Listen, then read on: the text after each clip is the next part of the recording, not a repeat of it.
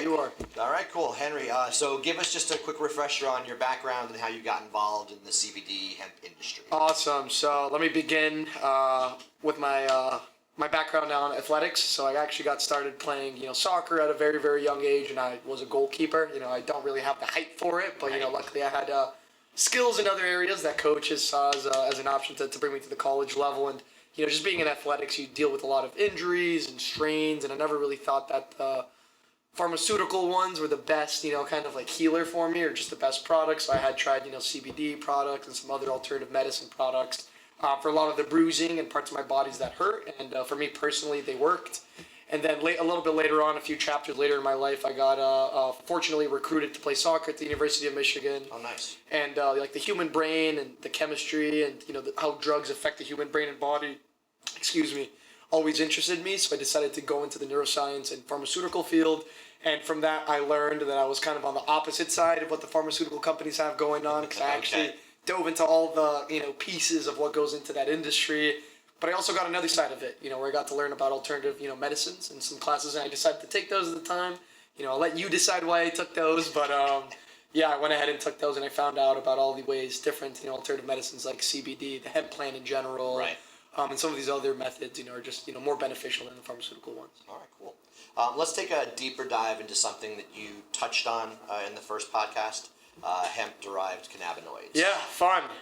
Yeah, so hemp-derived cannabinoids, they're something that's extremely new to the consumer packaged good, industry and market, just new to the U.S. and in its history. It actually got, brought in 2017 and 2018 when the federal hemp farm bill actually got released, stating that Delta-9 THC is legal and any hemp product is legal as long as the Delta-9 is below the 0.3% threshold. And what that basically did is it made a lot of people in the industry figure out how to get CBD and turn it into other products.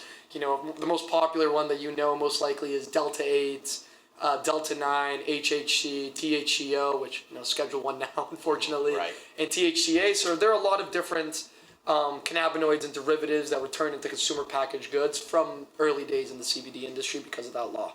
Okay.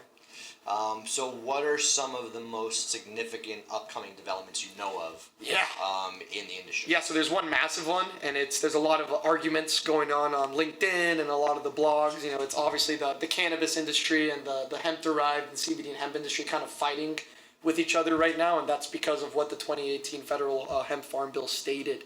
And the reason that they're fighting is because the 2023, you do it every 5 years, is coming at the end of this year, and there's a lot of conversations about defining exactly what is hemp and what is the cannabis sativa plant. Because when you actually think about it at the end of the day, and if you ask any legal player that's on the hemp side, they'll state this. On the cannabis, they might not, because they got people paying their pockets. Of course. Argue what you may, is that all of these cannabinoids, doesn't matter what product that it is, they all come from one plant, which is the hemp plant at the end of the day. So that's kind of the argument that they have, and that's really the biggest conversation that's coming up. I mean, funny enough, today, in this industry, it's changing, day to day, week to week, month to month, and there was updates actually in, I think, I forgot the name of the state, I might be wrong, but I just saw one, but the second one, and the one that I saw earlier today, was actually North Carolina. Oh, wow. They actually approved all hemp products and all kratom products for consumption, so they're staying with the 2018 bill, and that's kind of what we've seen is, some states are like, no, we don't want this. Other states are like, yes, we want this. For example, the one that's really done it the most successful is Minnesota, where they've actually opened up to the recreational cannabis industry, and they're actually going to be allowing the licensing and all of those retail shops to open up within the next 2 years. But they did something that completely different to all the other states that I work with so far, is they actually allowed for both cannabis and the hemp industry to work together and actually have it be able to be sold to consumers. Right, what a novel idea. Yeah, right, who would have thought? Let's help both sides. But it's really cool. I mean, it comes with some constraints in Minnesota because you're only allowed to sell up to 5 milligrams in gummies and drinks and tinctures and topicals and all that. You can't really sell smokables and consumables. Gotcha. I don't really know the real reason for that, but if you actually think about it, it's probably because they want to allow the cannabis companies to sell those and then let the CBD and hemp industry survive on these other products, which, you know, maybe that's the way to do it. Maybe it's not. If it works for everybody, it works for everybody. Yeah, we'll find out. Yes, sir.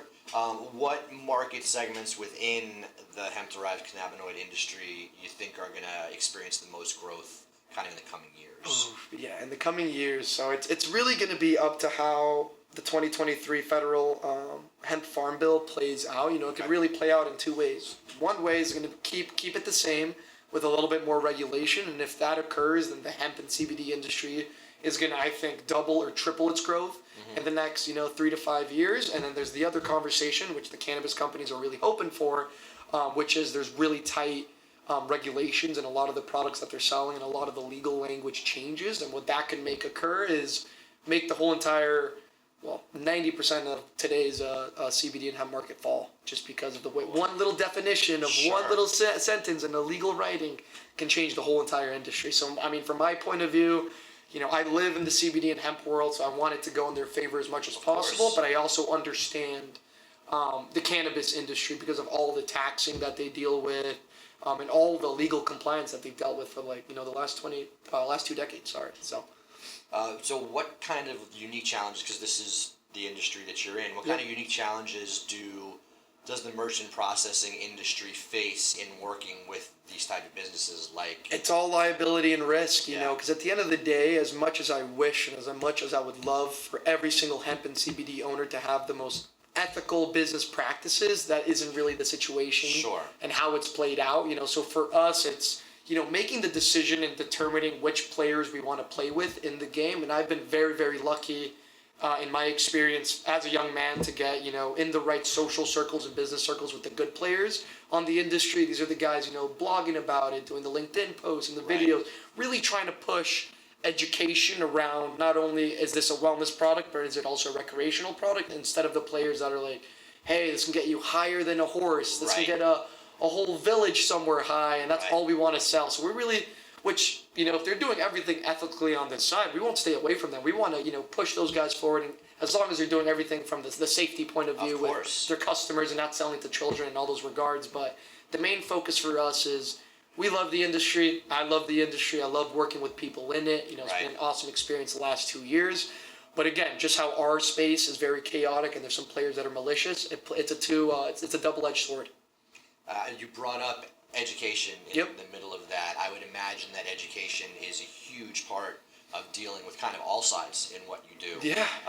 How does that kind of play into it? Yeah, I mean, it plays in so many different ways, because again, these people, and not people, these business owners, they deal with so much in their day in and day out, and so many hurdles. Even though we're one of the biggest, I would say, there's so many other ones that they deal with that there's a lack of education from my space. And that's one of the reasons I've been so successful so far, is not a lot of people give them an education on what they can sell across state lines, what are they allowed to state on their e-commerce website, what do they need to watch out for when it comes to medical claims with the FDA. So at the end of the day, that's the reason why you want to be so careful in choosing a payment processor, because there are the payment processors out there that do CBD and hemp.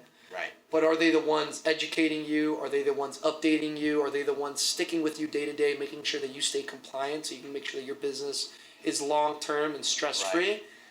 Maybe not. From my clientele, I've heard that they're not. I haven't worked with them myself, so I can't say that I have. But that's why you got to choose someone like TouchTree or someone within its field. Is not only can we get you the savings, get you the customer support, and all those other check boxes, but the most important piece in this CBD hemp and cannabis game is staying in compliance and being able to take payment, because that's usually what makes you have the long-term success. Absolutely. And not being shut down, of course. I mean, as an SMB, you miss 1 week, a few days of your payment, your cash flow is upside down. That could be it. Yeah, exactly. Absolutely.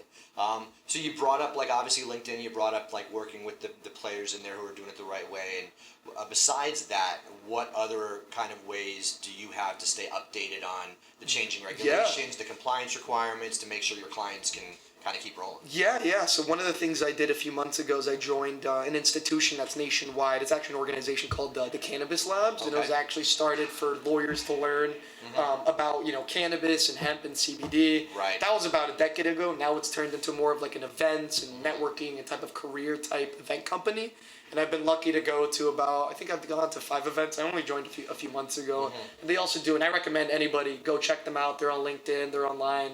Robert Friedman is their CEO. He's a really cool guy, really nice guy, very knowledgeable gentleman as well. But what they've been able to do for me as I joined and today is they just come out with awesome podcasts. They do awesome webinars. They did one I believe it was a few weeks ago, and it was actually about this conversation we're having right now, which was like the hemp-derived market versus the cannabis market, and kind of the arguments, pros and cons on both ends.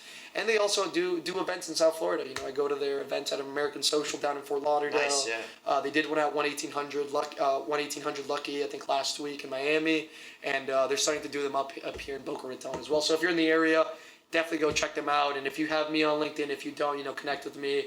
Shoot me an email, a LinkedIn message, and I'm more than happy to connect with those players as well. Perfect. Well, thanks so much for talking to us once again, and we'll talk to you soon. Awesome. Well, thanks for your time, and I'll see you guys at episode 3. Thanks for your time. Cool.